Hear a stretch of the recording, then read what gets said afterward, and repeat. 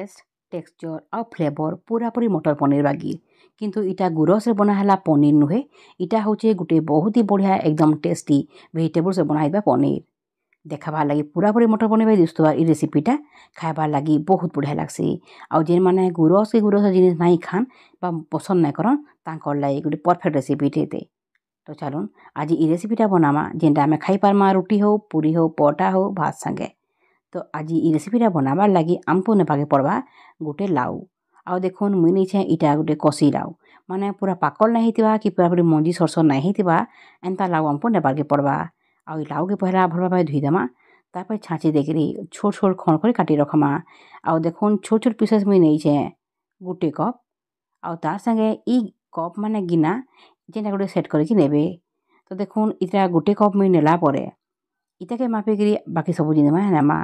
तो देखुन इटा रखीचे मुई गोटे कप इटाके नेमा गोटे ग्राइंडिंग जार रे देमा तार संगे देमा ई कप के मापिकरी बा ई गिना के मापिकरी आधा कप बुतराला धोब चना।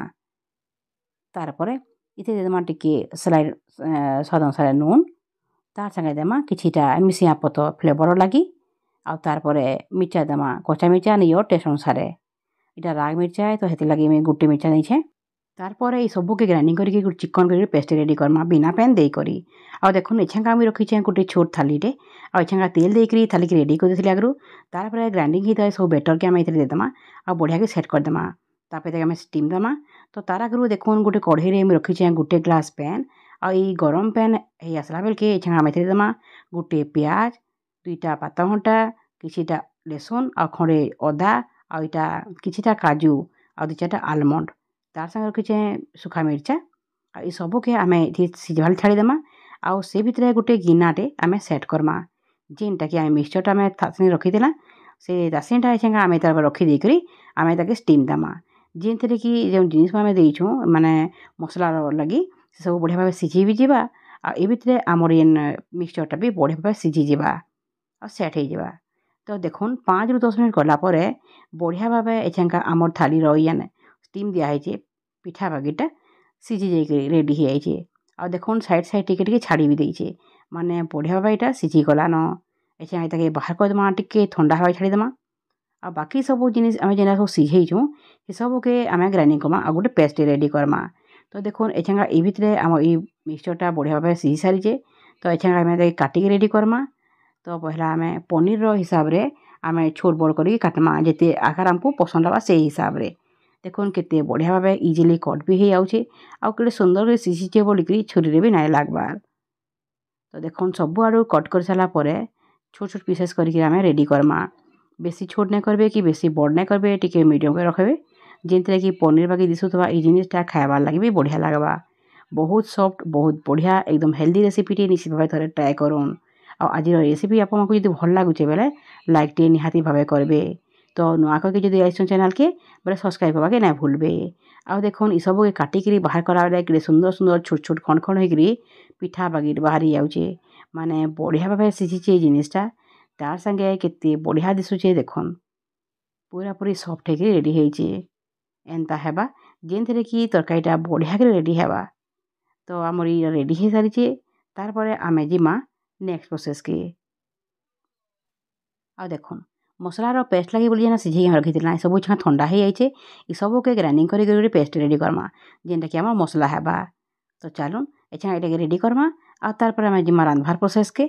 आ रांधबार लगे देखुन छे कढ़ई गरम कर देकरी 2 ରୁ 3 चामच तेल गरम कर देछे। तेल टे गरम आसला बेल के आमे इतरे देमा टिके सुरसो आ तार परे देमा हल्दी आधा चामच और रेड चिली पाउडर देमा टिके कलर लगे। तार परे जे मसला पेस्ट आमे रेडी करथिला सेटा देमा आ तार परे बढ़िया करी सब के कसमा। देखुन इटा जेहेतु सिझी जाइए हमको बेसी बेल तो कसवा के नहीं पड़े पातघंटा तो इधर आगरू पड़ी जाइए बेले पातघंटा भी देबार नाइन। तो मसलाटा बढ़िया भावे सिझी जाइए बेसी किसी कसवार नाइन जस्ट टिके पैन मरी जावा।